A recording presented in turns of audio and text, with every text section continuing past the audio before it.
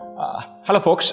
We have with us Baskar. I work with Baskar in many capacities. I was his first part-time faculty. So I was the guy who taught with him. I learned tons of stuff from him. I worked with him for 20 years now. He's a wonderful teacher. We have with him, he runs a GMAT program. He's taught students for CAT for 15 years or probably longer, 25 years. So he knows the competitive exam landscape really well. But that's not what we have him here for today. So we want to speak to him as a parent. So daughter took the IPMAT exam. We want to pick his brains to know what this exam is about, what the course is about. Because he probably has a good position to think about this, because he's been a parent and a teacher who's trained loads of students for MBA exams, and a parent who's taken this journey. So I'm going to ask him questions and then roll with it. So, hi. Hi, let me tell you something. This is unusual. It seems unusual. And being a parent is not easy at all. As in, many parents will basically they'll understand what I mean. I have give or take about 20,000 plus students we would have helped with their GMAT CAT journey, right? And most of them have taken advice from us and have done things and have gone to places, right? But when you're a parent, as in it's very difficult to make sense to your daughter, right? I always have to route everything through my wife, right? I have to get her to get these people to believe in what I'm saying. It's not easy. It's not at all easy, right? It's not about IPMAT. It's not about anything. It's about being a parent. You know it too. And when you come to 12th, you have another 4 or 5 years to get to that bridge. It's not an easy path at all. Yeah. So just a word of thing. I'm not going to make this into a parenting session. So how to get the message through, because I don't think either of us is equipped for it. So I'm going to isolate it to what is the thing, and then how parents give the message. Each parent works in their own way, and every child is definitely different. So that part of how the message has to reach, we'll leave that is not in our hands, and that is each to his own. But just out of curiosity, what made you kind of take the decision to say, hey, we want to do this IPMAT, you should take this exam, or how did it come about? Okay, I'll talk from my experience, right? I'm not generalizing it again, right? My daughter was super clear in her mind that she didn't want to go for maths, physics, chemistry, the engineering or any of that route. She was not keen on either the biology route. She wanted to do humanities, and on top of it, she wanted to have math in the mix. The good thing is CBSE and her school offered for her economics, psychology, sociology and math, and that's exactly what she wanted. So at that point it becomes very clear as to what are the options available for a humanities student. Like you either do a BA or a BSc. These days economics is offered as a BSc, right? So you do a BA, BSc. This is the typical opening available to them, because she was not even gunning for a commerce course. So looking at a CA or any of that is ruled out. It's BA literature, BA history, BA sociology, BA psychology, BA or BSc economics. These are the landscape which are the typical things that are available. Then we started looking at what else can come into this mix. As in if it is all of these to start with, any of the BA courses, let's face it, are not career oriented. Correct. You do something, you do one more layer and then probably one more layer before you can think about a career coming out of that. Correct. Right. So we wanted to look at what else is there. And obviously I know that we conduct IPMAT classes. I know IPMAT is an examination which anyone from any background can do. So it was no-brainer in that sense for me to ask her to look at it. And I knew some things about her. She's very good in English. She writes, she reads a lot. She's been reading from from 3rd standard. She reads she devours books. So English comes naturally to her. Math was something because she had taken math in 12th standard. The phobia about math was not there. So, but this is a different beast. This is a different beast, no doubt at all. So it was kind of a given that she has to write IPMAT, and she was okay with the idea. That kind of takes me to a very, very similar allied question. So, a lot of commerce graduates and non-math graduates are worried about the IPMAT. They automatically feel like, look, I start at a disadvantage in this. One, is there a disadvantage? 2, is this substantial? 3, look, I don't want just a fact. How should a commerce graduate plan for this? See, when it comes to the math component of it, the math component of IPMAT, I think, is a little tough. I'm not going to mince words at all, right?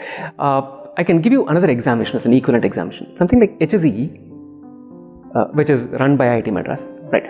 They have a brilliant entrance examination too. Correct. The math component, I'm not comparing other parts at all. The math component of HSE test the math the way a humanities student is likely to be aware of math, right? That math is predominantly a 10th standard level math.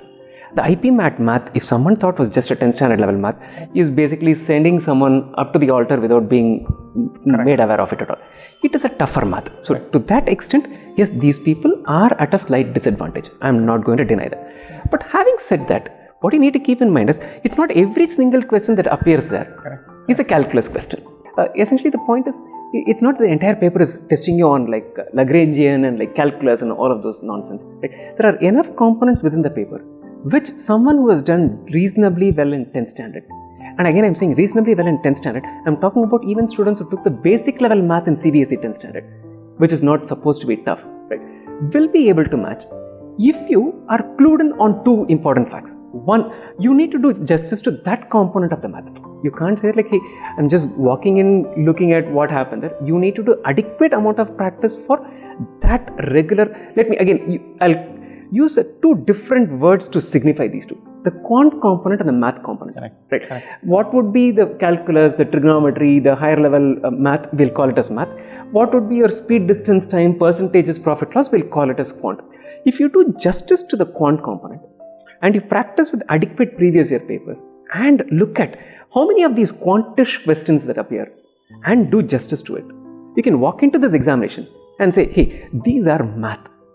This calculus is something that I have not done because I have not taken math in 12th standard. I'm going to leave them out and get enough marks to clear the cutoff and do justice to it.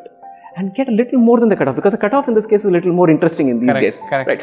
And do justice to the paper.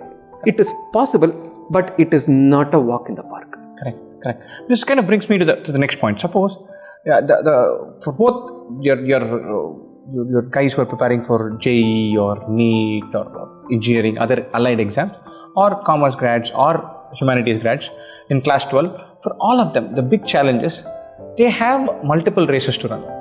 So when do you, what should be the time to prepare for the exam? Is this something that you prepare through your class 12 or through your 11th and 12th, or is it okay if you start after your class 12 exam, this is all of their board exams end, or how should I know that board exams are the mothership, but I struggle to find a good window to prepare for. How would you lay out the plan? How would your daughter go about it? Right, okay. Let me again get some perspectives in place. Right. At some level, we accept that preparing for an entrance examination is a given if you do maths, physics, chemistry, if you do physics, chemistry, biology, if you do maths, physics, chemistry, biology. Correct. That is a given. You go for JEE or you go for NEET or you go for BITSAT, you name it, as in everyone budgets for it. Correct. Right? So you start sometimes as early as 5th standard in some cases, which I think is completely ridiculous. Or I think you should meaningfully start post 10th standard for if you're preparing for these engineering, medical kind of a window. Right? So you budget your day. And it's not that those guys do not have to score well in the board examination. Because you can't bank on your NEET or JEE going your way. In which case you need to work on your SVCs, your Anna universities, your colleges which recruit people purely on the 12th standard math. So these guys have to get that in place. And again, one more perspective to it. You can't get a JEE rank, right, and say that, hey, I'm not going to do well in 12th standard and get a 60% in 12th standard. It comes to bite you at a much later date. For example, you choose to be in India and you want to write the CAT. If you have a 60% in 12th standard and you got a JEE rank 1, you are not going to get into IIM Ahmedabad. You won't even qualify for IIM Ahmedabad's CAT examination because there's a 12th standard mark weightage which you are not going to clear. So these guys who are into the engineering or the medical stream, they have to do justice to their 12th standard. They have to do justice to the entrance examination. At some level, both parents and students of the humanities, I'm not saying everyone, we kind of think that the admission process for post 12th standard humanities students is based only on 12th standard marks. That is you are setting yourself up for either a shock or a disaster. I'm not going to mince words there. So effectively, anyone who's not doing this JEE or NEET thing should also tell themselves, look, I'm doing my class 12, I'm signing up for preparing for a set of entrance exams. I cannot be saying, I'll turn up for my board exams, I don't want all this. That's just correct. You need to know your landscape very well. But I'll give you an example. For example, you finish your 12th standard with humanities. This is a college called Gokhale Institute of Politics and Economics. It's actually going to be my next question. Right. It's a phenomenal college, right? They've not been into the undergraduate for a long time, and for ever since they started. Last 4 years, they offer a BSc Economics. Right? That's a program which has an entrance examination. Admission is through entrance examination. Okay. Right. There is the CUSAT which is going to come into the Central University Scholastic Aptitude, whatever it is, admission test, or they're going to have CUCET, not CUSAT. CUCET is going to come into, it's going to happen next year, if not earlier, because last year they planned to have it, COVID and other things, they could not have it, right? So a lot of central universities are going to admit based on entrance examination. Right. HSE, right? It's got only a limited number of seats, but like it's a phenomenal program. Right? The HSE has an entrance examination. There are many places. For example, if you want to go to the new age good private colleges, it's not necessarily very expensive. Asim Premji University is a wonderful place, right? So they have their entrance examination or they take the SAT. Okay. Right. So the bunch of places which admit, and there are enough of them, which are going to admit. For example, in Chennai, because we are from Chennai, Stella Maris for its English literature. Last year they couldn't do it because of COVID. For the English literature program, they have an entrance examination. Nice. So pockets like these exist where an entrance examination exists to admit students. So if you're in a humanities stream, don't go in thinking that it's only a 12th standard marks that matter. Correct. 12th standard marks matter. Yes, you need to do justice to it. Right. On top of it, you need to prepare for the entrance examination. Much like the ways the guys who are doing for engineering, probably the intensity can be a little lesser. You can do some other things on top of it too. But my suggestion is start as early as 11th standard. Right? Because 12th is when the pressure builds up. Correct. 11th is when you can get your hand dirty and get all of these things. And see, if you practiced with, let's say, one reading comprehension passage, the whole of your 11th standard, right? Let's give or take 200 days in 11th standard. 200 RC passages practice is something you have banked. You don't need to practice RC every day after that for the 12th standard, during 12th standard. You just can pick up some 5 RCs before the examination and you're back in ship. Math, the same thing. Till 10th standard math. Do at least 20 math questions taken from different topics. Build your momentum. 200 days, 20 questions. That's 4,000 questions, Rajesh. Don't you think that? You'll fly. You'll fly. You'll fly. You'll nail the exam. That I know. I don't know whether you need to be a genius or not, but if you do this, you're flying. That I know. And you don't need to touch this during 12th standard. I'm not saying you should not prepare during 12th standard. I'm saying use the 11th standard meaningfully. Don't wait till 12th. And 12th is something which you can keep plugging it in. And at different points in time, these examinations happen. Write these examinations. And again, there's a friend of ours, Nidunjalian, who runs this consulting service for people. He keeps saying the humanities student, one of the drawbacks that they have is that they are not exposed to examinations or the tests as much as the engineering and the NEET aspirants do. So you write more examinations, your confidence levels about the examinations increases. It's not just the mock papers. Mock papers are there. Correct. Right? Nothing is like the real. Actually, right. And the power of the morale that you get with a win is so much higher, right? And that keeps you in good state for a long time. Whereas you go for post-graduation, you're going to have entrance examination. You plan to do something abroad, you're going to write GRE or any of those things. Anything that you do now, think of it as something. It's like buying land in OMR in Chennai in 1990. If you prepare for these examinations in 11th standard. It'll pay off. Eventually it'll pay off. That's the crux of it. Which again brings me back to this chances. What are your chances type thing? Temperamentally, the broad-based exams. I know that I can 1 lakh people take this exam and I get rank 10,500. Temperamentally, some of the exams, suppose there are 1 lakh people writing it. There are 10,500 seats or 20,500 seats and lots of seats. I know that if I get 1,000th rank, I get to a certain college. 3,000th rank, I go to some other college. But exams like the IPMAT and HSE especially, they're beautiful exams, beautiful courses. But there are only this many seats. Yes. How do you get temperamentally geared for it? How do you speak to your daughter and because it's tough. See, at some level, this is true even in CAT, true in the GMAT, any place. Don't let so many of those things come into your mind as far as possible. As a parent, if you can, don't even, truth be told, at 12th standard level, many children are not even aware of how many seats are there in IPMAT. Correct. Right. They do not know how many people write the IPMAT. Right. This is a question that any CAT aspirant first asks. Not the question that any IPMAT student actually asks. Correct. Don't even put this thought into their head. Let them be delusional. You can say that. But the point is, you try and do what best you can do for that examination. Because you don't have control over many other parameters. You do not know how the remaining people are going to be prepared. You do not know relatively how well you are prepared compared to them. And some of these examinations you might be super good at cracking. Well, you might not have shined so well in your school typical academics. Correct. And it could be vice versa. You might have got probably in 10th standard 495 on 500. but you might struggle with some of these examinations. Correct. So it's better not to bring this relativity into picture. The moment you bring in relativity into picture, you are going to look at relativity the moment you grow a little older. Those information are being fed to you day in, day out. So in preparing for these examinations, my thing is understand the syllabus. For example, HSCE syllabus. It's a beautiful syllabus, but it also is very idiosyncratic in that sense.